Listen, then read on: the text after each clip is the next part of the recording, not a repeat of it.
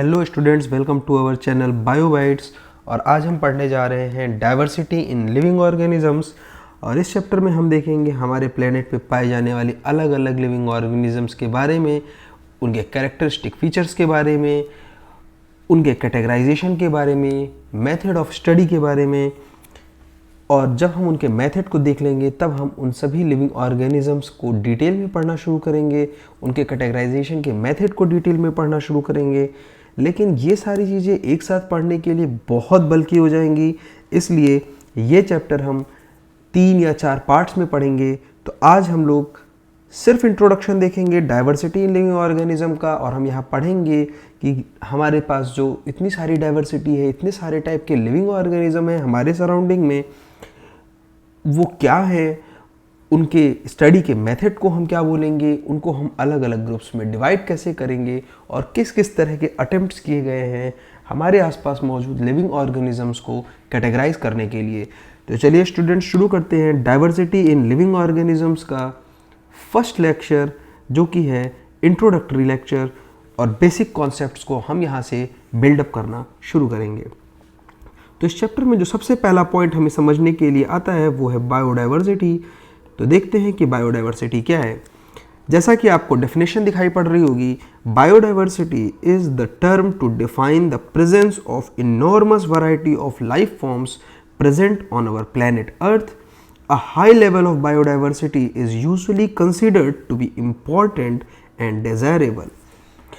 Definition देखिए, कह रही है कि हमारे सराउंडिंग में, हमारी अर्थ में जो अलग अलग तरह के लाइफ फॉर्म्स हैं, कभी हम प्लांट्स देखते हैं, कभी हम एनिमल्स देखते हैं, फंगस देखते हैं, बैक्टीरियाज देखते हैं, बहुत सारे टाइप के अलग अलग प्लांट्स और एनिमल्स हमको देखने को मिलते हैं।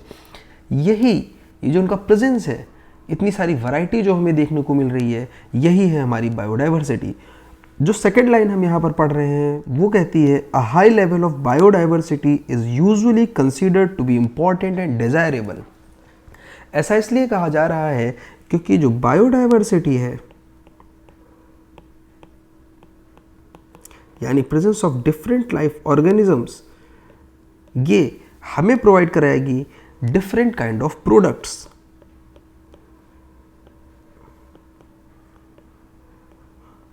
वो प्रोडक्ट फूड के फॉर्म में हो सकते हैं, मेडिसिन के फॉर्म में हो सकते हैं, अलग अलग लिविंग फॉर्म्स के इंटर रिलेशनशिप के बारे में भी हो सकते हैं। और अगर हमारे पास नंबर ऑफ वैरायटी या नंबर ऑफ प्रोडक्ट्स ज़्यादा हो जाएंगे तो जो सस्टेनेबिलिटी है या स्टेबिलिटी है लाइफ की, वो इंक्रीज कर जाएगी। इसीलिए कहा जाता है कि biodiversity is directly proportional to sustainability of ecosystem. मतलब बायोडाइवर्सिटी किसी इकोसिस्टम की जितनी ज़्यादा होती जाएगी, उस इकोसिस्टम की सस्टेनेबिलिटी या स्टेबिलिटी भी उतनी ही ज़्यादा होती जाएगी। सिंपल सा कॉन्सेप्ट है। अगर आपको कोई कन्फ्यूज़न हुआ है, आप थोड़ा सा वीडियो को पॉज कीजिए, थोड़ा सा इसको पीछे लीजिए 10 से 15 सेकेंड्स, और इस लाइन को दोबारा से सुनिए और समझने की कोशिश करिए। नेक्स्ट स्टेप पे हम चलते हैं और देखते हैं कि एक बायोडाइवर्सिटी के कॉन्सेप्ट को हम कितनी कैटेगरीज में डिवाइड कर सकते हैं। तो अगर हमें बायोडाइवर्सिटी के कॉन्सेप्ट को कैटेगरीज में डिवाइड करना हो तो हम देखते हैं कि बायोडाइवर्सिटी के कॉन्सेप्ट को हम 3 कैटेगरीज में डिवाइड कर सकते हैं। पहली कैटेगरी कहती है जेनेटिक बायोडाइवर्सिटी, दूसरी कहती है स्पीशीज बायोडाइवर्सिटी, और तीसरी कहती है इकोलॉजिकल बायोडाइवर्सिटी। जब हम लोग इकोसिस्टम चैप्टर को पढ़ेंगे वहाँ पर यह कॉन्सेप्ट फिर से आएगा, जहाँ हम इकोसिस्टम की स्टडी को भी इन्हीं 3 स्टेप्स में पढ़ना शुरू करेंगे। तो इन तीनों जो टाइप हैं बायोडाइवर्सिटी के, इनके बारे में थोड़ा थोड़ा सा हम यहाँ पर सीख लेते हैं। तो सबसे पहले हम सीखते हैं जेनेटिक बायोडाइवर्सिटी के बारे में। जैसा कि यहाँ पर नाम अपने आप में रेफर कर रहा है, जीन। आप सभी को पता है जीन किसी भी लिविंग ऑर्गेनिज्म के सभी कैरेक्टरिस्टिक्स को कंट्रोल करते हैं। तो अगर हमको ये देखने को मिल रहा है कि कोई एक टाइप ऑफ लिविंग ऑर्गेनिज्म है जहाँ पर हमें अलग अलग तरह के जीन्स देखने को मिल रहे हैं, तो उस तरह की डाइवर्सिटी को जेनेटिक डाइवर्सिटी कहेंगे। इसको फिर से सुनिएगा, एक खास तरह के टाइप ऑफ लिविंग ऑर्गेनिज्म में अगर अलग अलग तरह के जीन्स की वजह से अलग अलग तरह के कैरेक्टर्स देखने को मिलेंगे, तो ऐसी डाइवर्सिटी को जेनेटिक डाइवर्सिटी कहा जाएगा। इसको हम ऐसे समझ सकते हैं जैसे हमको देखने को मिलता है कि हम चावल या गेहूँ इसके अलग अलग वैरायटीज़ देखते हैं अपने आसपास। तो ये इनकी अलग अलग वैरायटीज़ कैसे आ रही हैं? क्योंकि इनके जीन में कुछ थोड़ा सा डिफरेंस हमें देखने को मिलता है और इसे ही हम कहते हैं जेनेटिक डाइवर्सिटी। सेकंड पॉइंट पे हम लोग आते हैं जिसको हम कहते हैं स्पीशीज डाइवर्सिटी।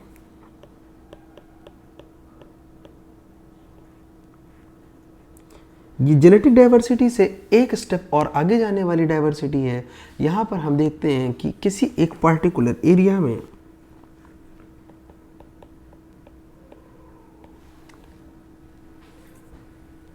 अलग अलग तरह की स्पीशीज पाई जाती हैं। जो दो इंडिविजुअल्स हैं एक ही स्पीशीज़ के, वो कभी भी एक जैसे नहीं होंगे। उन दोनों में कुछ ना कुछ डिफरेंस ज़रूर हमें देखने को मिलेगा और इस तरह से किसी एक एरिया में जो पाए जा रहे हैं ऑर्गेनिजम्स, उनकी स्पीशीज़ में जो डिफरेंस क्रिएट हो रहे हैं उसे ही हम बोलेंगे स्पीशीज़ डाइवर्सिटी। थर्ड पॉइंट है हमारा इकोलॉजिकल डाइवर्सिटी। और इकोलॉजिकल डाइवर्सिटी जो है वहाँ पर हम और बड़े लेवल पर चले गए हैं और इकोलॉजिकल डाइवर्सिटी में हम किसी इकोसिस्टम में मौजूद अलग अलग तरह के जो जीन पूल्स हैं, जो अलग अलग तरह के लिविंग ऑर्गेनिजम्स हैं, उनको देखते हैं और हमें पता चलता है कि इकोलॉजिकल डाइवर्सिटी में बहुत सारे टाइप के लिविंग ऑर्गेनिजम्स को इंक्लूड कर सकते हैं। फॉर एग्जांपल ट्रीज़ हो सकते हैं, अलग अलग तरह की बर्ड्स हो सकती हैं, ह्यूमन हो सकता है। तो इस तरह से हमको किसी भी इकोसिस्टम में अलग अलग तरह के ऑर्गेनिज्म देखने को मिल रहे हैं जो कि एक दूसरे से पूरी तरह से अलग हैं। इस तरह से हम बायोडाइवर्सिटी के लार्जेस्ट लेवल या थर्ड लेवल पर पहुंच गए हैं जिसका नाम है इकोलॉजिकल बायोडाइवर्सिटी। तो ये तीन तरह से हमको डाइवर्सिटीज़ देखने को मिल रही हैं।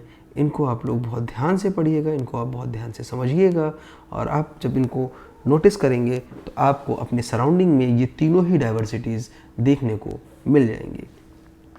चलिए थोड़ा सा और आगे चलते हैं और देखते हैं कि ये जो बायोडाइवर्सिटी हम पढ़ रहे हैं इसको पढ़ने की क्या ज़रूरत है, क्यों बायोडाइवर्सिटी को पढ़ना इम्पॉर्टेंट है हमारे लिए।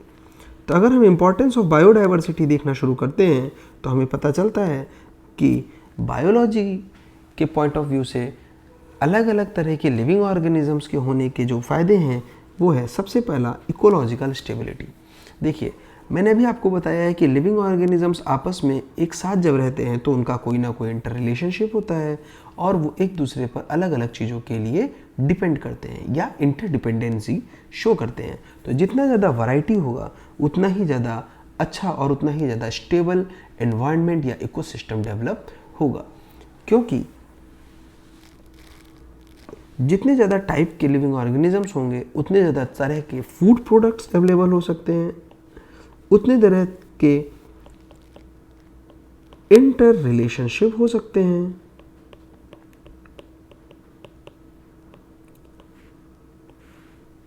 या हम ऐसे कह सकते हैं लिविंग ऑर्गेनिजम्स के पास बहुत सारे तरह के ऑप्शंस अवेलेबल हो जाएंगे सरवाइव करने के लिए, और अगर उनका सर्वाइवल अच्छा है तो हम बोल सकते हैं कि वो इकोसिस्टम स्टेबल है या सस्टेनेबल है। चलिए नेक्स्ट पॉइंट देखते हैं कि क्यों बायोडाइवर्सिटी इम्पॉर्टेंट है। तो नेक्स्ट पॉइंट हमारा आता है दैट इज़ इकोनॉमिक इम्पॉर्टेंस। तो हमें पता है कि बायोडाइवर्सिटी होने से अलग अलग तरह के ऑर्गेनिजम्स होंगे और अलग अलग तरह के ऑर्गेनिज्म होने से हमें मिलेगा अलग अलग तरह का फूड, हमें मिलेंगे अलग अलग तरह के कॉस्मेटिक प्रोडक्ट्स, हमें मिल सकते हैं अलग अलग तरह के मटेरियल या रॉ मटेरियल जिसका यूज़ हम अपनी डे टू डे लाइफ में कर सकते हैं, अलग अलग चीज़ों में कर सकते हैं। हमें लाइव स्टॉक मिलता है। लाइव स्टॉक कहने का मतलब है लिविंग ऑर्गेनिजम्स जिनको हम यूज़ कर रहे हैं अपने डे टू डे टास्क के लिए। कभी हम उन्हें एग्रीकल्चर में यूज़ कर रहे हैं, कभी हम उन्हें अपने फूड प्रोडक्शन के लिए यूज़ कर रहे हैं। फॉर एग्जांपल हमने मिल्क प्रोडक्शन के लिए रखा हुआ है काउस को, फॉर एग्जांपल हमने फ़िश पाल रखी है फूड के लिए। तो इस तरह से हम लोगों को अलग अलग तरह की चीज़ें भी मिलती रहेंगी। तो बायोडाइवर्सिटी जितनी ज़्यादा होगी हमारे पास ऑप्शंस भी उतने ही ज़्यादा होते जाएंगे और हमारे लिए लाइफ उतनी ही ईजी होती जाएगी। थर्ड इंपॉर्टेंट पॉइंट है that is medicinal products. Obviously हमारे पास जितनी भी मेडिसिन अवेलेबल हैं वो हम अपने एनवायरनमेंट से ही लेते हैं, हमारे आसपास से ही हम उनको एक्सट्रैक्ट करते हैं। तो बायोडाइवर्सिटी अच्छी होने से हमारे पास मेथड्स या ऑप्शंस बढ़ जाते हैं और हमारे पास मेडिसिनल प्लांट्स या मेडिसिनल एनिमल्स ऐसे आ जाते हैं जहाँ से हम मेडिसिन को एक्सट्रैक्ट कर सकते हैं या बना सकते हैं। नेक्स्ट पार्ट आता है हमारा tourism. Biodiversity is a very huge source for tourism और tourism is very good for economy. Everybody knows that लोग अलग अलग तरह के एनिमल्स को या अलग अलग तरह के प्लांट्स को, अलग अलग तरह के इकोसिस्टम्स को देखने के लिए बहुत दूर दूर तक जाते हैं और ये टूरिज़्म को बढ़ावा देता है और इस तरह से टूरिज़्म भी बायोडाइवर्सिटी के अच्छे होने से बढ़ सकता है। नेक्स्ट पॉइंट है हमारा एथिकल इम्पोर्टेंस। ये हमारी मॉरल ड्यूटी भी है कि हम अपने आसपास के एनवायरनमेंट को प्रिजर्व करें, हम वहाँ की बायोडाइवर्सिटी को प्रिजर्व करें, क्योंकि जिस तरह से ह्यूमन स्पीशीज़ को इस अर्थ पे रहने का, सरवाइव करने का राइट है, वैसे ही बाकी सभी स्पीशीज़ को भी यहाँ पे इस प्लेनेट पे रहने के लिए उनका ये मॉरल राइट है कि उन्हें यहाँ पे रहने दिया जाए, उन्हें यहाँ सर्वाइव करने दिया जाए। तो ethically and morally it is our duty to conserve biodiversity. And last point is spiritual heritage. We all know that we relate ourselves with nature on our spiritual point of view. So on the basis of our spiritual heritage or spiritual point of view, biodiversity is very example. For example, if you observe that in India हम ना कुछ पेड़ हैं जिनकी पूजा करते हैं। For example तुलसी। सो तुलसी की पूजा की जाती है हमारी इंडियन ट्रेडिशनल फैमिलीज़ में, हिंदू फैमिलीज़ में। तो वहाँ पर अगर आप देखते हैं तो तुलसी के पौधे को कंजर्व करना बहुत ज़रूरी है स्पिरिचुअल या रिलीजियस पॉइंट ऑफ व्यू से। तो इस तरह से हमें अलग अलग एनिमल्स और अलग अलग प्लांट्स को कंजर्व करना होगा और उनको देखना होगा, उन्हें प्रोटेक्ट करना होगा just for the sake of spiritual heritage. So these are the things those are considered as the important points for biodiversity. Next हम लोग आगे चलते हैं और देखते हैं क्लासिफिकेशन। देखिए क्लासिफिकेशन क्यों इंपॉर्टेंट है, पहले इस बारे में थोड़ा सा डिस्कशन एक छोटा सा कर लिया जाए। अगर हम बायोडाइवर्सिटी को देखें तो हम देख रहे हैं कि हमारे पास हमारे चारों तरफ बहुत सारे अलग अलग तरह के लिविंग ऑर्गेनिजम्स आ रहे हैं। उन लिविंग ऑर्गेनिजम्स के बारे में जानना, सीखना बहुत ज़रूरी है, तभी हम उनको कंजर्व कर पाएंगे, तभी हम उनसे किसी तरह का इकोनॉमिक वैल्यू गेन कर पाएंगे, हम अपना कोई प्रॉफिट गेन कर पाएंगे, तभी हम उनसे मेडिसिनल प्रोडक्ट्स निकाल पाएंगे, तभी हम वहाँ पर किसी न किसी तरह से चीज़ों को डेवलप कर पाएंगे। तो अगर हमें अपने सराउंडिंग में मौजूद अलग अलग तरह के लिविंग ऑर्गेनिजम्स को सीखना है, उनको जानना है, तो उनको जानने के लिए हमारे पास कोई मेथड होना चाहिए। There should be some method, ताकि हम अपने आसपास मौजूद लिविंग ऑर्गेनिजम्स को स्टडी कर सकें, उन्हें ऑब्जर्व कर सकें। और वो प्रोसेस जिससे हम उनको स्टडी कर सकते हैं या ऑब्जर्व कर सकते हैं, उसे ही हम कहेंगे क्लासिफिकेशन। इसको करने से फ़ायदा ये होगा कि हम उन लिविंग ऑर्गेनिजम्स को अलग अलग ग्रुप्स में डिवाइड कर पाएंगे और अलग अलग ग्रुप्स में डिवाइड करने के बाद में हम उनको प्रॉपर स्टडी कर पाएंगे। तो चलिए देखते हैं क्लासिफिकेशन की डेफिनेशन को। जैसा कि यहाँ लिखा हुआ है, on the basis of similarities and differences all living organisms are arranged into different groups. This process is known as classification of living organism. So classification करने के लिए हम दोनों ही मेथड्स को अप्लाई कर सकते हैं, सिमिलैरिटी को भी और डिफरेंसेस को भी। ये प्रोसेस कैसे किया जाएगा ये हम आगे आने वाले लेक्चर में देखेंगे। अभी के लिए हमको ये बात बहुत ध्यान से सुननी और समझनी है कि हम क्लासिफिकेशन में सिमिलैरिटीज़ का भी यूज़ करेंगे लिविंग ऑर्गेनिजम्स के बीच में, और उनके बीच में जो डिफरेंसेस हैं हम उन्हें भी इंक्लूड करेंगे जब हम अलग अलग लिविंग ऑर्गेनिजम्स को अलग अलग ग्रुप्स में डिवाइड करेंगे या अरेंज करेंगे।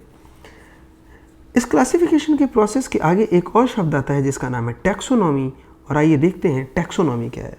So the science that deals with classification and naming of all living organisms is termed as taxonomy.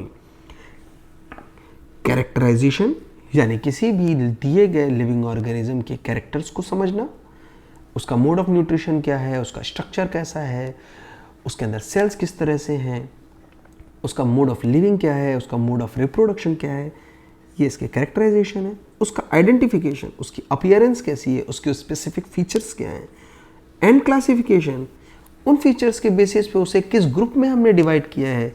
अगर इन सभी चीज़ों को हम एक साथ इन्वॉल्व कर लेते हैं तब जो साइंस बन के तैयार होती है उसे हम बोलेंगे taxonomy. So characterization, identification and classification are the processes involved in taxonomy.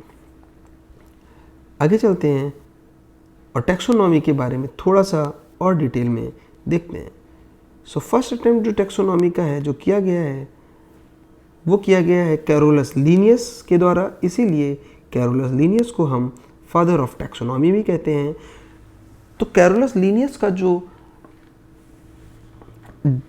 Contribution था टैक्सोनॉमी में, या कैरोलस लीनियस का जो कंट्रीब्यूशन था हमारे लिविंग ऑर्गेनिजम्स के कैटेगराइजेशन में या क्लासिफिकेशन में, वो दो मेजर कैटेगरीज में डिवाइड किया जा सकता है।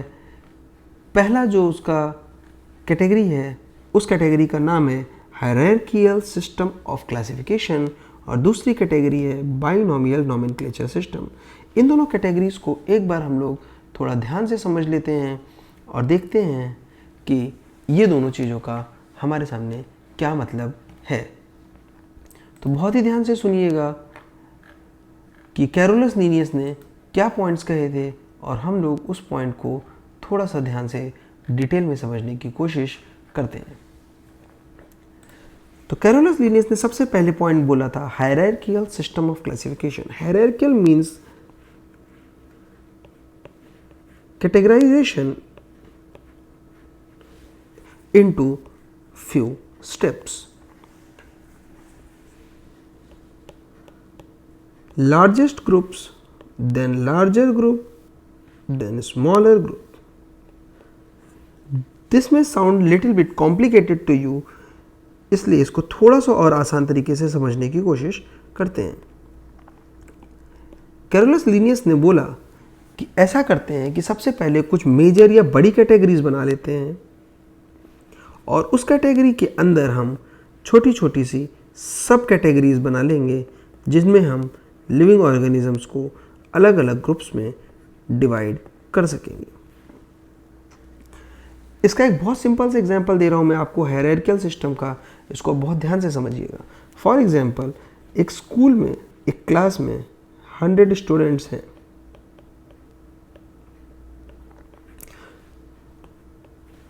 सो हम बोलेंगे class of 100, this is a very huge group. और फिर हमने बोला there are 50 boys and 50 girls. अब अगर आप देख रहे हैं तो एक 100 स्टूडेंट की क्लास को हमने दो छोटे छोटे सब ग्रुप्स में डिवाइड कर दिया। इस तरह से हमने एक हायरार्की, एक step wise classification pattern create कर दिया, जहां पर हम स्टूडेंट्स के ग्रुप को अलग अलग ग्रुप्स में डिवाइड कर रहे हैं और हम उनको आसानी से समझ पा रहे हैं। ये ग्राफ देखते ही आप तुरंत समझ जाएंगे कि जिस क्लास की बात हो रही है उस क्लास में कितने बॉयज़ हैं और कितनी गर्ल्स हैं और कितने टोटल नंबर ऑफ स्टूडेंट्स हैं।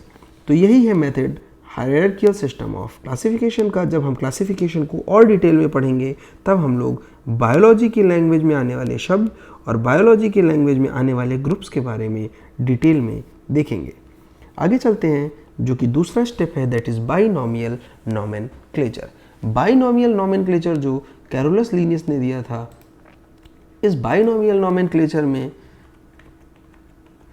कैरोलस लीनियस ने बोला था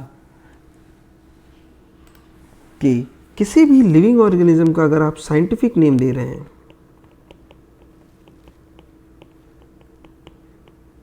तो उसके साइंटिफिक नेम में दो वर्ड्स होने चाहिए। पहला वर्ड उसके जीनस को डिनोट करेगा, दूसरा स्पीशीज को डिनोट करेगा। अभी हम लोगों ने जीनस और स्पीशीज़ के कॉन्सेप्ट्स को पढ़ा नहीं है, इसलिए बहुत ज़्यादा परेशान होने की कोई ज़रूरत नहीं है। अभी यहाँ पर हम बहुत ज़्यादा डिटेल में इसमें नहीं जाएंगे, क्योंकि अभी हम जब क्लासिफिकेशन के मेथड को और आगे पढ़ने वाले हैं तब हम जीनस और स्पीशीज़ के बारे में और भी ज़्यादा डिटेल में सीखेंगे। लेकिन अभी यहाँ के लिए हमें सिर्फ इतना ही याद रखना है कि बायोलॉजिकली जब हम किसी भी लिविंग ऑर्गेनिज्म का नाम लिखते हैं तो उसमें दो शब्दों को इंक्लूड किया जाता है, जिसमें पहला शब्द उसके ग्रुप जीनस को दिखाएगा और दूसरा शब्द ग्रुप स्पीशीज़ को दिखाएगा। फॉर एग्जाम्पल अगर हम देखते हैं कि हमारे ह्यूमन जो स्पीशीज़ है, ह्यूमन जो रेस है, इसका अगर कोई कहे साइंटिफिक नेम बताइए तो हम इसके साइंटिफिक नेम को लिखते हैं होमो सैपियंस। यहाँ पर दो शब्द हैं जहाँ पे वर्ड होमो जीनस दिखा रहा है और सैपियंस स्पीशीज़ दिखा रहा है। इसको लिखने का मेथड बहुत ही स्पेसिफिक है। यहाँ जीनस के लिए जो फर्स्ट लेटर यूज़ किया जाएगा वो कैपिटल लेटर यूज़ किया जाएगा, स्पीशीज़ के लिए जो फर्स्ट लेटर है वो स्मॉल लेटर होगा, और जीनस और स्पीशीज़ के बीच में थोड़ी सी जगह छोड़ी जाएगी और इन दोनों को ही अलग अलग लाइन से अंडरलाइन किया जाएगा। अगर आप इसको बुक्स में देखेंगे कभी भी बायोलॉजी के, अगर साइंटिफिक नेम में आप देख रहे हैं कभी, तो ये हमेशा हमें इटैलिक्स में दिखाई पड़ते हैं। इटैलिक्स में कहने का मतलब ये है कि ये जो अल्फ़ाबेट्स होंगे ये थोड़े से तिरछे लिखे हुए होंगे। अगर आप अपनी बुक में देखेंगे तो आपको ये देख करके समझ में आ जाएगा कि मैं आपसे क्या कहना चाह रहा हूँ। तो आसान है, कैरोलस लिनियस का बाइनोमियल नोमेनक्लेचर। जीनस और स्पीशीज़ के बारे में जब हम क्लासिफिकेशन पढ़ना शुरू करेंगे तब डिटेल में देखेंगे। चलिए आगे चलते हैं और देखते हैं कि क्लासिफिकेशन में क्या क्या चीज़ें आ रही हैं। तो जब क्लासिफिकेशन हमारा करना शुरू किया गया तो अलग अलग साइंटिस्ट ने हमारे पास मौजूद अलग अलग तरह के लिविंग ऑर्गेनिजम्स को क्लासीफाई करने के लिए कई अटेम्प्ट्स किए, और इस तरह से अटेम्प्ट करते करते हमारे सामने कई तरह के मोड ऑफ क्लासिफिकेशन या मेथड ऑफ क्लासिफिकेशंस आए, और हम अब उनमें से कुछ बेसिक सिस्टम ऑफ क्लासिफिकेशंस को आज देखेंगे, जिसमें से सबसे पहले हम देखेंगे टू किंगडम सिस्टम। तो किंगडम जान लेते हैं सबसे पहले क्या है। किंगडम क्लासिफिकेशन की लार्जेस्ट यूनिट है। जैसा कि मैंने आपको बताया था, हायरार्कियल सिस्टम है जहाँ पे सबसे लार्जेस्ट यूनिट को धीरे धीरे सब कैटेगरीज में या छोटी छोटी कैटेगरीज में हम डिवाइड करते हैं। तो जो सबसे बड़ी कैटेगरी क्रिएट करी गई है क्लासिफिकेशन के लिए वो है किंगडम। जो पहला क्लासिफिकेशन हम पढ़ने जा रहे हैं वहाँ पे सिर्फ दो ही किंगडम्स को इंक्लूड किया गया है, जिसमें से पहले किंगडम का नाम है प्लांटे, जो कि यहाँ पे आपको लिखा हुआ दिखाई पड़ रहा है। दूसरे का नाम है एनिमेलिया, ये भी आपको दिखाई पड़ रहा होगा। Two kingdom system of classification दिया था कैरोलस लिनियस ने, जिनके बारे में अभी हम लोगों ने थोड़ी देर पढ़ा है। इन्होंने एक बुक लिखी थी जिसका नाम था सिस्टेमा नेचुराe, जो कि 1735 में पब्लिश हुई थी, और इस बुक में इन्होंने लिविंग ऑर्गेनिजम्स को दो डिफरेंट कैटेगरीज में डिवाइड किया था, जिसमें से एक ग्रुप का नाम था प्लांटे, जो कि प्लांट किंगडम के लिए है, दूसरे का नाम था एनिमेलिया, जो कि एनिमल किंगडम के लिए है। इन्होंने यहाँ पर जो बेस लिया था अपने क्लासिफिकेशन का, उसमें सिर्फ इन्होंने दो ही चीज़ों को इंक्लूड किया था। पहला था मोड ऑफ न्यूट्रिशन और दूसरा था मोबिलिटी। इसी वजह से इन्होंने सिर्फ और सिर्फ दो ही कैटेगरीज बनाई, जहां उन्होंने बेस ऑफ न्यूट्रिशन में एक बार देखा कि क्या ये सनलाइट से अपनी एनर्जी बना पा रहे हैं, क्या ये फोटोसिंथेसिस कर पा रहे हैं। तो उन्होंने ऐसे लिविंग ऑर्गेनिजम्स को प्लांट ग्रुप में रख दिया, और अगर वो नहीं कर पा रहे हैं, वो अपने फूड के लिए किसी दूसरे से डिपेंडेंसी शो कर रहे हैं, तो उसको उन्होंने एनिमेलिया में रख दिया। प्लस प्लांट ग्रुप में उन्होंने उन ऑर्गेनिजम्स को भी रखा जो कि मूवमेंट नहीं कर सकते थे, नॉन मोटाइल थे, और एनिमेलिया में उन्होंने उन ऑर्गेनिजम्स को रखा जो कि मूवमेंट कर सकते थे। हालांकि ये क्लासिफिकेशन का सिस्टम कंप्लीट नहीं है, बट अटेम्प्ट यहीं से शुरू होते हैं। देखिए, ये ज़रूरी नहीं है कि साइंटिफिक जो डिस्कवरीज हम लोग पढ़ रहे हैं, जो हिस्ट्री है, वहाँ पे हमें सारे अटेम्प्ट्स एग्जैक्टली वैसे ही मिले जैसे हम चाहते हैं। ऐसा कोई ज़रूरी नहीं है। साइंटिस्ट ने अपने अटेम्प्ट्स किए, उनके क्लासिफिकेशन का सिस्टम या उनकी जो भी डिस्कवरी रही है वो कभी सही होती है, कभी कभी वो अधूरी रह जाती है। बट जो चीज़ इम्पॉर्टेंट है वो ये है कि किसी साइंटिस्ट ने एक अटेम्प्ट किया। जब फर्स्ट अटेम्प्ट क्रिएट हो जाता है तो वहाँ से एक रास्ता बनता है और धीरे धीरे उस पर चीज़ें डेवलप करनी शुरू हो जाती हैं। और बिल्कुल वैसा ही यहाँ पर क्लासिफिकेशन में होगा। आप देखेंगे 2 सिस्टम क्लासिफिकेशन होने के बाद में 3 किंगडम ऑफ क्लासिफिकेशन भी हमको देखने को मिलता है। तो जो 3 किंगडम क्लासिफिकेशन है, अगर हम इसको ठीक से देखेंगे तो हमको यहाँ पर देखने को मिलेगा कि यहाँ पर लिविंग ऑर्गेनिजम्स को 3 कैटेगरीज में डिवाइड किया गया है। तो वो 3 कैटेगरीज जो 3 किंगडम क्लासिफिकेशन में हैं वो है प्रोकैरियोटिक, यूकैरियोटिक और प्रोटिस्टा। तो चलिए इन कैटेगरीज के बारे में थोड़ा सा देख लिया जाता है। पहले प्रोकैरियोटिक, प्रो वर्ड जो है उसका मतलब होता है प्रिमिटिव,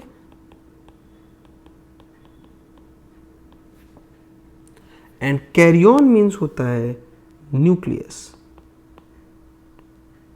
सो ऐसे लिविंग ऑर्गेनिजम्स जिनमें प्रिमिटिव टाइप ऑफ न्यूक्लियस या नॉन डेवलप्ड न्यूक्लियस देखने को मिल रहा है, वहाँ पर हम लोग जो ऑर्गेनिजम्स पढ़ रहे हैं उन्हें हम प्रोकैरियोटिक ग्रुप में रखते हैं। ये cells non membrane bound DNA होता है इन सेल्स में।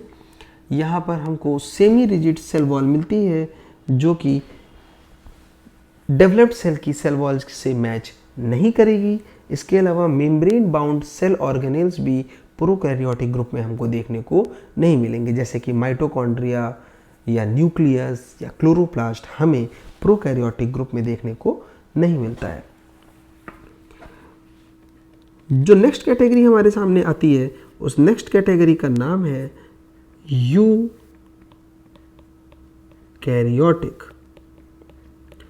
यूकैरियोटिक कैटेगरी में यू का मीनिंग है ट्रू एंड कैरियोटिक का मीनिंग है न्यूक्लियस। सो यूकैरियोटिक कैटेगरी में जो लिविंग ऑर्गेनिज्म हम पढ़ने वाले हैं उनके पास में एक well organised nucleus, well developed nucleus मिलेगा और यहाँ पर मेम्ब्रेन बाउंड ऑर्गेनेल्स भी देखने को मिलेंगे, जैसे माइटोकॉन्ड्रिया, एंडोप्लाज्मिक रेटिकुलम, अगर फोटोसिंथेसिस हो रही है तो क्लोरोप्लास्ट वगैरह भी हमें देखने को यहाँ पर मिलेगा। नेक्स्ट ग्रुप, जो थर्ड ग्रुप यहाँ पर इंक्लूड किया गया है, उस थर्ड ग्रुप का नाम है प्रोटिस्टा।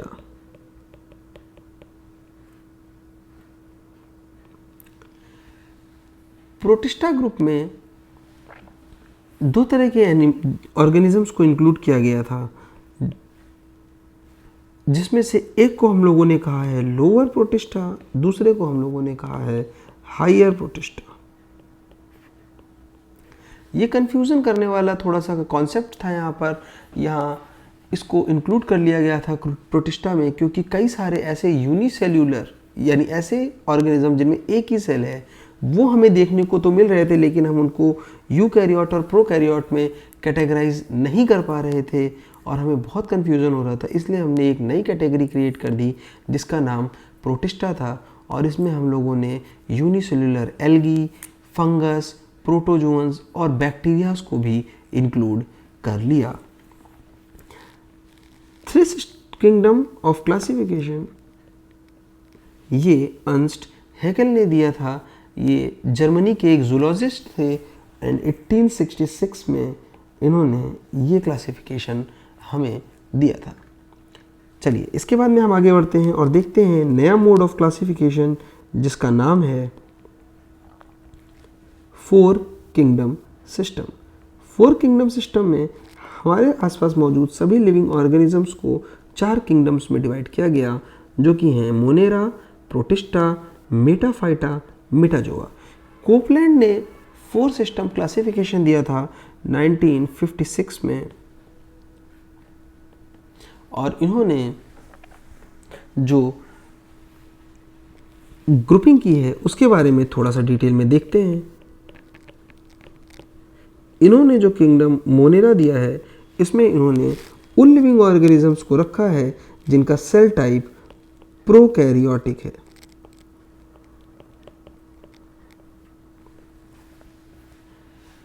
और इस तरह से इन्होंने जो ओल्ड टाइप ऑफ सेल है जहाँ पर न्यूक्लियस डेवलप नहीं है उसको एक नया नाम दे दिया जिसका नाम इन्होंने रखा मोनेरा। उसके बाद में जो लिविंग ऑर्गेनिजम्स ऐसे थे जहाँ पर सेल तो एक ही थी लेकिन सेल का टाइप यूकैरियोटिक था, उस ग्रुप का नाम इन्होंने प्रोटिस्टा ही रहने दिया और उसको चेंज नहीं किया। ध्यान रखें किंगडम मोनेरा और किंगडम प्रोटिस्टा इन दोनों में ही यूनिसेल्यूलर लिविंग ऑर्गेनिजम्स को इंक्लूड किया गया है। मोनेरा में प्रोकैरियोटिक लिविंग ऑर्गेनिजम्स को इंक्लूड किया गया है और प्रोटिस्टा में यूकैरियोटिक लिविंग ऑर्गेनिजम्स को इंक्लूड किया गया है। उसके बाद में जो आने वाला ग्रुप है वो है मेटा फाइटा और मेटाजोआ। मेटाफाइटा और मेटाजोआ ये दोनों ही मल्टीसेल्यूलर थे और जो मेटाफाइटा थे ये ग्रीन प्लांट्स थे और मेटाजोआ जो थे ये एनिमल्स थे। या हम इसको इस तरह से भी कह सकते हैं कि कोपलैंड ने मेटाफाइटा में उन लिविंग ऑर्गेनिजम्स को रखा जो फोटोसिंथेसिस कर सकते थे और मेटाजोआ में उन्हें रखा जो फोटोसिंथेसिस नहीं कर सकते थे या अपने न्यूट्रिशन के लिए किसी दूसरे लिविंग ऑर्गेनिज्म पर डिपेंड रहते थे। चलिए आगे चलते हैं और देखते हैं 5 किंगडम क्लासिफिकेशन।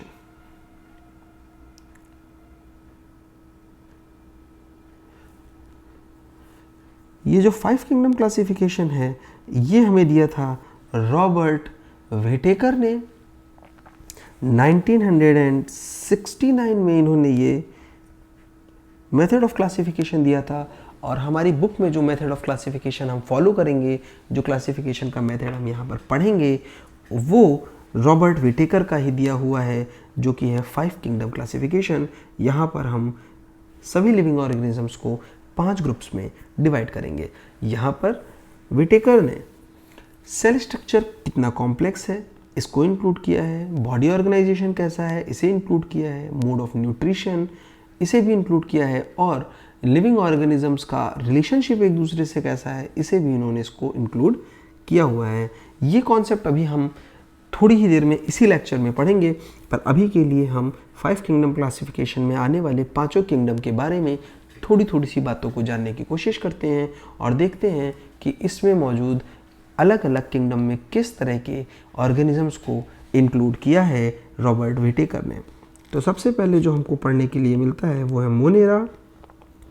जैसा कि पहले क्लासिफिकेशंस में हम पढ़ चुके हैं, मोनेरा में प्रोकैरियोटिक यूनिसेल्यूलर लिविंग ऑर्गेनिजम्स को इंक्लूड किया गया है। तो यहाँ पर हमको जो लिविंग ऑर्गेनिज्म देखने को मिलते हैं वो हैं bacteria, blue green algae,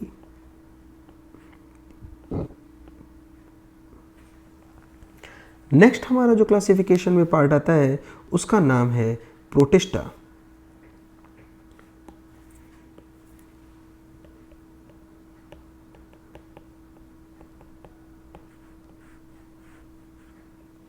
protista में यूनिसेल्यूलर यूकैरियोटिक सेल्स को इंक्लूड किया गया है और इसमें जो हमको लिविंग ऑर्गेनिजम्स देखने को मिलते हैं वो हैं यूग्लिना, अमीबा, पैरामीशियम एटसेट्रा। बहुत सारे लिविंग ऑर्गेनिजम्स हमको यहाँ पर देखने को मिलेंगे। नेक्स्ट ग्रुप जो इन्होंने क्रिएट किया था उस नेक्स्ट ग्रुप का नाम है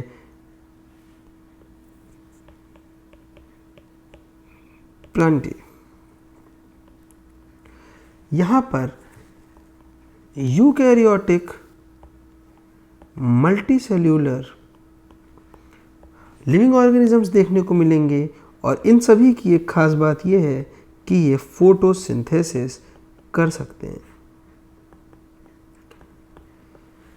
ध्यान रखेंगे, प्लांटे में हम उन लिविंग ऑर्गेनिजम्स को देखेंगे जो कि फोटोसिंथेसिस कर सकेंगे, यूकैरियोटिक होंगे और मल्टीसेल्यूलर होंगे। तो हमारे आसपास जितने भी हाई डिग्री के आपको प्लांट्स या ट्रीज देखने को मिल रहे हैं, ये सभी के सभी किंगडम प्लांटी में इंक्लूड किए जाते हैं। जब हम इस ग्रुप को डिटेल में पढ़ेंगे तो हम इसके कैटेगराइजेशन और क्लासिफिकेशन को भी देखेंगे।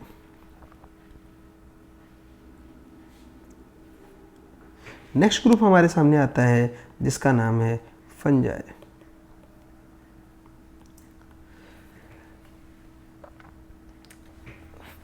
इस ग्रुप में हम उन एनिमल्स को देखेंगे जो अपने फूड के लिए दूसरों पर निर्भर हैं, लेकिन ये सैप्रोफाइट्स हैं, यानी कि ये डेड मटेरियल से अपना न्यूट्रिशन एक्सट्रैक्ट करेंगे। इस बात का ध्यान देंगे, फंगस अपना जो मटेरियल, अपना जो न्यूट्रिशन है वो डेड मटेरियल से एक्सट्रैक्ट कर रहे हैं, उनसे ले रहे हैं, और इनका जो मोड ऑफ लिविंग है वो बिल्कुल अलग है प्लांट्स के साथ में या एनिमल्स के साथ में। इसीलिए इनको अपना एक अलग ग्रुप बना करके दिया गया है जिसको हम लोग फंजाई कहते हैं। पहले फंजाई को प्लांट के साथ में इंक्लूड किया जाता था, लेकिन बाद में इन्हें अलग कर दिया गया just because of their difference in mode of nutrition. यहाँ पे हम लोग यीस्ट के बारे में पढ़ेंगे और भी बहुत सारे हम लोगों को एग्जाम्पल्स देखने को मिलते हैं जो हम लोगों को किंगडम फंजाई में देखने को मिलेंगे, जैसे एस्परजिलस, पेनिसिलियम नोटेटम, मशरूम्स हम खाते हैं, म्यूकर, इस तरह से बहुत सारे हैं ऑर्गेनिजम्स जो हमें यहाँ फंजाई में देखने के लिए मिलेंगे। लास्ट जो किंगडम हमको पढ़ना है उसका नाम है एनिमेलिया।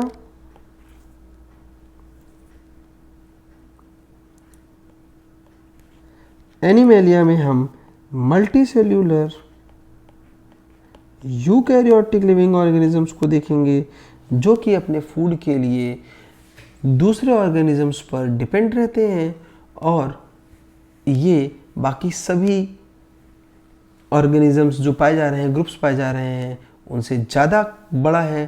तो हम ऐसे भी कह सकते हैं कि Animalia is the largest kingdom.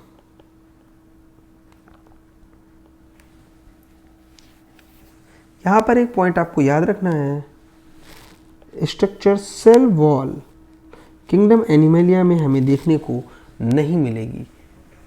ये पॉइंट बहुत इंपॉर्टेंट है, कई बार पूछा भी गया है, इसलिए इस पॉइंट को हम यहाँ पर याद रखेंगे। उसके बाद में कार्ल लुईस दाए, जिन्होंने 6 किंगडम क्लासिफिकेशन दिया था, इन्होंने जो हमारा किंगडम मोनेरा था इसको इन्होंने 2 अलग अलग ग्रुप्स में डिवाइड कर दिया था, आर्कीबैक्टीरिया एंड यूबैक्टीरिया। इस वजह से हमारे किंगडम 5 से बढ़कर के 6 हो गए। उसके बाद में 8 किंगडम क्लासिफिकेशन का सिस्टम आया जो कि कैवलियर और स्मिथ ने दिया था, पर ये सारे सिस्टम ऑफ क्लासिफिकेशंस हमारे लिए इम्पॉर्टेंट नहीं रह जाते हैं क्योंकि हम लोग 5 किंगडम क्लासिफिकेशन तक ही पढ़ते हैं और यहीं तक हमें पढ़ने के लिए ज़रूरत है। तो 6 किंगडम क्लासिफिकेशन और 8 किंगडम क्लासिफिकेशन किसने दिया है, अगर आपको इतना भी पता है तो भी हमारे लिए बहुत है। इससे आगे की जानकारी की हमें अभी कोई ज़रूरत नहीं है। चलिए हम लोग नेक्स्ट टॉपिक पर चलते हैं जो कि इस चैप्टर का सबसे इम्पॉर्टेंट टॉपिक है और लास्ट टॉपिक भी है, और इसके बाद में हम डायरेक्ट क्लासिफिकेशंस को पढ़ना स्टार्ट कर देंगे। तो देखते हैं हम लोग इस चैप्टर का लास्ट टॉपिक जो कि है बेसिस ऑफ क्लासिफिकेशन। क्लासिफिकेशन करते समय अलग अलग साइंटिस्ट्स ने कौन कौन सी चीज़ों को इंक्लूड किया है, किन चीज़ों को ध्यान में रखते हुए हमने क्लासिफिकेशन करने की कोशिश की है, यही हम लोग इस चैप्टर में पढ़ेंगे। तो सबसे पहले जो पॉइंट हमारे सामने रखा गया है वो रखा गया है कि हम क्लासिफिकेशन करने के लिए कॉम्प्लेक्सिटी ऑफ सेल स्ट्रक्चर देखते हैं। कॉम्प्लेक्सिटी ऑफ सेल स्ट्रक्चर देखने का मतलब ये है कि स्ट्रक्चर ऑफ सेल क्या है,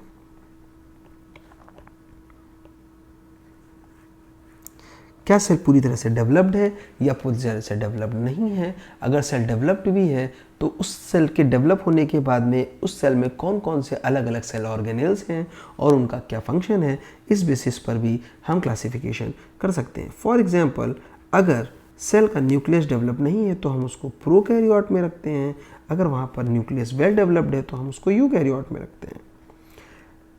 उसके बाद में अगर यूकैरियोटिक सेल के साथ में वो लिविंग ऑर्गेनिज्म मल्टी सेल्यूलर हो जाता है और वहाँ पर सेल वॉल प्रेजेंट है तो वो प्लांट है, और अगर वो सेल वॉल एब्सेंट है तो वो एनिमल किंगडम की तरफ चला जाता है। तो यहाँ पर हम ये देख सकते हैं कि क्लासिफिकेशन करने में हम सेल के स्ट्रक्चर को भी इंक्लूड कर रहे हैं। तो कॉन्सेप्ट जो हमारा है क्लासिफिकेशन का, उसके बेसिस में सबसे पहली चीज़ है कॉम्प्लेक्सिटी ऑफ सेल, उसको हम लोगों ने यहाँ पर देख लिया है। जब हम क्लासिफिकेशन करना शुरू करेंगे तो ये जो बेसिक कॉन्सेप्ट्स है क्लासिफिकेशन की, ये सारे कॉन्सेप्ट्स फिर से दोबारा से हमको देखने को मिलेंगे।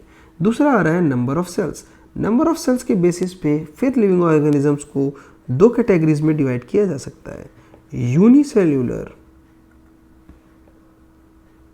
And multicellular.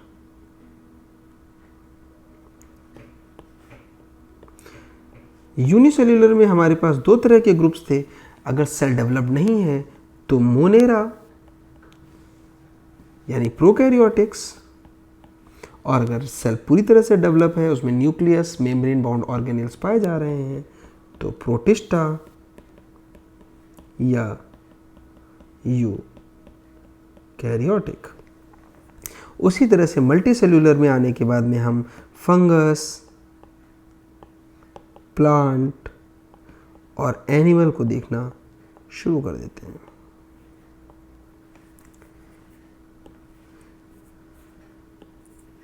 इसके आगे चलते हैं हम लोग और देखते हैं नेक्स्ट बेसिस ऑफ क्लासिफिकेशन, जिसका नाम है mode of nutrition. Mode of nutrition के बेसिस पे हम लिविंग ऑर्गेनिज्म की कैटेगरीज बना सकते हैं, जो कि हैं autotrophs and heterotrophs. Auto means by themselves and hetero means different। तो अगर कोई लिविंग ऑर्गेनिज्म अपने न्यूट्रिशन के लिए फूड को बिना किसी दूसरे लिविंग ऑर्गेनिज्म की हेल्प के से खुद ही प्रिपेयर कर सकता है तो वो ऑटोट्रॉप्स में इंक्लूड किया जाएगा। और अगर किसी लिविंग ऑर्गेनिज्म को अपने फूड या अपने न्यूट्रिशन के लिए किसी दूसरे लिविंग ऑर्गेनिज्म पर निर्भर होना पड़ रहा है, डिपेंड होना पड़ रहा है, तब हम उसको हेटेरोट्रॉप्स में इंक्लूड करते हैं। For example, animals are mainly heterotrophs and plants are mainly autotrophs. Next category पे हम लोग चलते हैं, जिसका नाम है लेवल ऑफ ऑर्गेनाइजेशन। ये और भी ज़्यादा कॉम्प्लेक्स कॉन्सेप्ट है कि देखने का कि लिविंग ऑर्गेनिज्म जो हम पढ़ने जा रहे हैं या जो लिविंग ऑर्गेनिज्म हम ऑब्जर्व कर रहे हैं, वहाँ किस तरह का डेवलपमेंट हो चुका है। वो यूनिसेल्यूलर है या मल्टीसेल्यूलर हो चुका है। अगर वो मल्टीसेल्यूलर हो चुका है तो बॉडी जो ऑर्गेनाइजेशन है, बॉडी का जो बॉडी का स्ट्रक्चर है, वो सेल लेवल का है या सेल्स ने मिलकर के नया स्ट्रक्चर यानी टिश्यू बना लिया है, या अलग अलग टिश्यूज ने मिलकर के ऑर्गन बना लिए हैं, या अलग अलग ऑर्गन्स ने मिलकर के ऑर्गन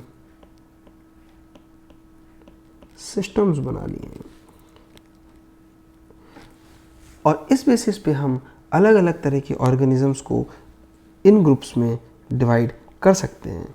फॉर एग्जाम्पल, हम ये देख सकते हैं कि किस ग्रुप में किस तरह का लेवल ऑफ ऑर्गेनाइजेशन पाया जाता है। जैसे कि अगर हम एनिमल किंगडम के अंदर स्टडी करते हैं और हम एक ग्रुप को देखते हैं जिसका नाम है पोरीफेरा, तो हमें पता चलता है कि पोरीफेरा में जितने भी लिविंग ऑर्गेनिजम्स या एनिमल्स हैं उन सभी में सेल लेवल बॉडी ऑर्गेनाइजेशन है। कहने का मतलब ये है कि पोरीफेरा के एनिमल्स में हमें एक ऐसा एनिमल देखने को मिलेगा जो कि मल्टी सेल्यूलर है और वो सेल्स एज अ ग्रुप एक साथ मिलजुल करके काम कर रही हैं, लेकिन उन्होंने आपस में मिल करके किसी नए स्ट्रक्चर को, किसी नए फॉर्म को जनरेट नहीं किया है। वो बस एक साथ एक स्पेसिफिक मैनर में अरेंज्ड हैं और उस तरह से वो लिविंग ऑर्गेनिज्म में वर्क कर रही हैं, यानी कि जो उनका बॉडी ऑर्गेनाइजेशन है वो सेल लेवल का ही है।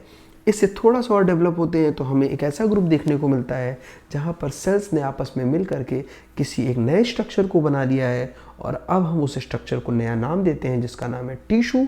और पोरीफेरा के बाद आने वाला ग्रुप जिसको हम लोग नाइडेरिया बोलते हैं, वहाँ पे हमको टिश्यू लेवल का बॉडी ऑर्गेनाइजेशन देखने को मिलेगा। इस पॉइंट पे आने के बाद में बहुत सारे बच्चे कंफ्यूज होंगे, तो कंफ्यूज होने की कोई ज़रूरत नहीं है। अभी हम आगे वाले लेक्चर्स में सारे किंगडम्स को डिटेल में पढ़ेंगे, तो जब हम किंगडम एनिमलिया पे पहुंचेंगे वहाँ पर लेवल ऑफ बॉडी ऑर्गेनाइजेशन के कॉन्सेप्ट को बहुत डिटेल में हम दोबारा से पढ़ेंगे। इसलिए यहाँ पर सिर्फ इतना ही समझने की ज़रूरत है कि अलग अलग लिविंग ऑर्गेनिजम्स में अलग अलग तरह का अरेंजमेंट, अलग अलग तरह का स्ट्रक्चर फॉर्मेशन देखने को मिल रहा है और इसे ही लेवल ऑफ बॉडी ऑर्गेनाइजेशन कहा जाएगा। This is it. इससे ज़्यादा यहाँ पर समझने की कोई ज़रूरत नहीं है। तो अगर आपको बहुत क्लियर नहीं भी हो रहा है ये पॉइंट, तो परेशान होने के लिए कोई आवश्यकता नहीं है। आगे चलते हैं और देखते हैं हम लोग नेक्स्ट पॉइंट या next basic concept for classification, जिसका नाम है फाइलोजेनेटिक रिलेशनशिप। फाइलोजेनेटिक रिलेशनशिप बताती है कि किस तरह से लिविंग ऑर्गेनिजम्स का over the period of time development हुआ है या इवोल्यूशन हुआ है और कैसे एक कैटेगरी या एक ग्रुप दूसरे ग्रुप से मैच कर रहा है और कौन सा ऐसा पॉइंट आ गया जहाँ पर आने के बाद में एक ग्रुप दूसरे ग्रुप से अलग हो गया है। इस बात को ध्यान से समझने की कोशिश करिएगा। सभी लिविंग ऑर्गेनिजम्स सेल के ही बने हुए हैं, ये हम सभी को पता है। अब यहाँ पर हमारी प्लेनेट पे मौजूद सभी लिविंग ऑर्गेनिजम्स को हमने एक ही ग्रुप में कर दिया, लेकिन फिर हमने जब इसको थोड़ा सा और स्टडी किया तो हमने कहा नहीं, हमारे पास जो ऑर्गेनिज्म हैं उनमें सेल्स जो हैं दो टाइप की हो सकती हैं, या तो प्रोकैरियोटिक या फिर यूकैरियोटिक। और हमने कहा इस बेस पे हम लिविंग ऑर्गेनिज्म को दो अलग अलग ग्रुप्स में डिवाइड कर देंगे, जो कि हैं मोनेरा और प्रोटिस्टा। लेकिन फिर जब हमने थोड़ी और स्टडी करी तो हमें पता चला कि नहीं, ऐसा भी हो सकता है कि सेल के प्रेजेंस के बाद में हमें पता चले कि जो लिविंग ऑर्गेनिज्म है वो यूनिसेल्यूलर है या मल्टी सेल्यूलर है। और यहाँ पर आने के बाद में हमने लिविंग ऑर्गेनिज्म को फिर अलग अलग ग्रुप में डिवाइड कर दिया, यूनिसेल्यूलर का ग्रुप और मल्टी सेल्यूलर का ग्रुप। जब हम मल्टी सेल्यूलर के ग्रुप में पहुँचते हैं तो फिर हमने वहाँ पर तीन अलग अलग ग्रुप्स बनाए, जिसमें एक है फंजाई जो कि सेप्रोफाइटिक है, डेड मटेरियल से अपने न्यूट्रिशन को एक्सट्रैक्ट कर रहा है। प्लांट है जहाँ ऐसे लिविंग ऑर्गेनिज्म है जो फोटोसिंथेसिस कर सकते हैं। एनिमेलिया जहाँ ऐसे लिविंग ऑर्गेनिज्म है जो अपने फूड के लिए, अपने न्यूट्रिशन के लिए अलग अलग सोर्सेज पर या दूसरे लिविंग ऑर्गेनिजम्स पर डिपेंड करते हैं। तो यहाँ मोड ऑफ न्यूट्रिशन के बेसिस पे फिर से हमने लिविंग ऑर्गेनिजम्स को अलग अलग कैटेगरी में डिवाइड कर दिया है। तो हमें यहाँ देखने को मिल रहा है कि कुछ पॉइंट्स ऐसे हैं जहाँ पर ये सभी लिविंग ऑर्गेनिज्म एक दूसरे से रिलेट कर रहे हैं। जैसे कि आप इन पांचों ग्रुप्स को देखिए, पांचों किंगडम्स को देखिए, तो ये सभी के सभी सेल के बने हुए हैं।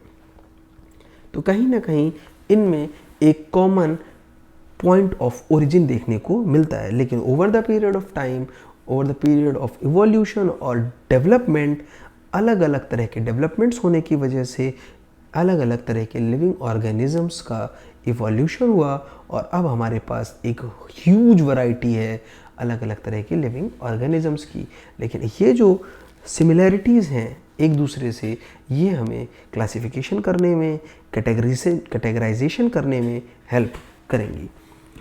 उसके बाद में नेक्स्ट पॉइंट हमारे सामने जो आता है वो है टाइप ऑफ रिप्रोडक्शन। और यहाँ पे हमको देखने को मिलेगा कि किस तरह के एनिमल्स में या प्लांट्स में या ग्रुप्स में कौन सा मेथड ऑफ रिप्रोडक्शन हमको देखने को मिल रहा है, और उसके बेसिस में भी हम अलग अलग लिविंग ऑर्गेनिजम्स को अलग अलग ग्रुप्स में डिवाइड कर सकते हैं। जो लिविंग ऑर्गेनिजम्स में मेथड ऑफ रिप्रोडक्शन है वो है वेजिटेटिव, एसेक्सुअल और सेक्सुअल।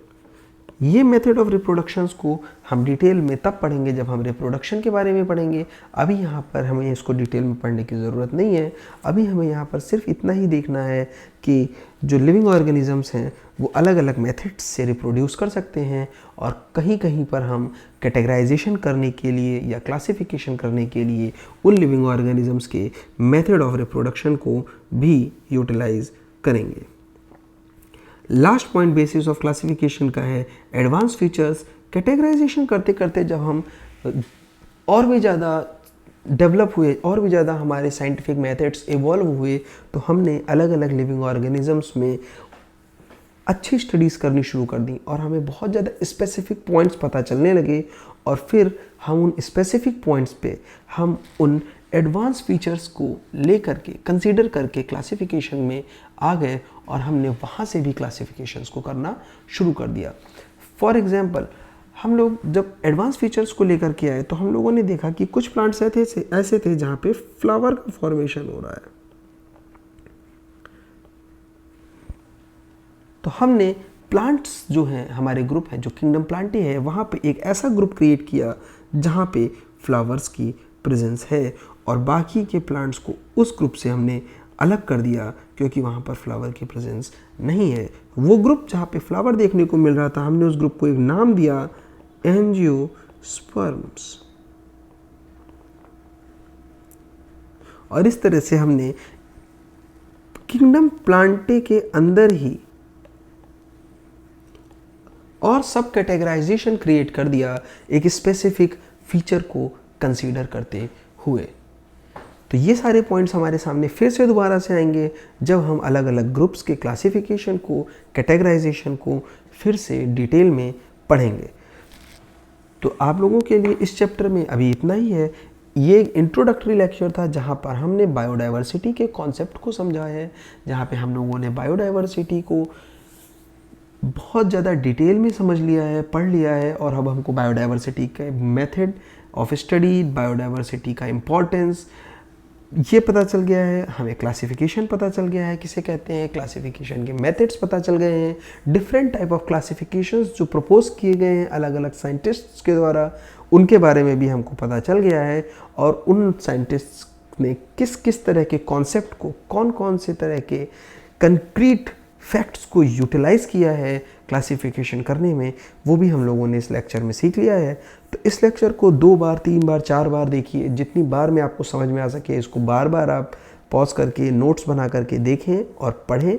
जब आपको ये कॉन्सेप्ट अच्छे से समझ में आ जाएंगे तब हम लोग अगली कैटेगरीज को पढ़ना शुरू करेंगे, और धीरे धीरे जब हम सारे ग्रुप्स को डिटेल में पढ़ेंगे तो क्लासिफिकेशन के सारे पॉइंट हमें क्लियर हो जाएंगे।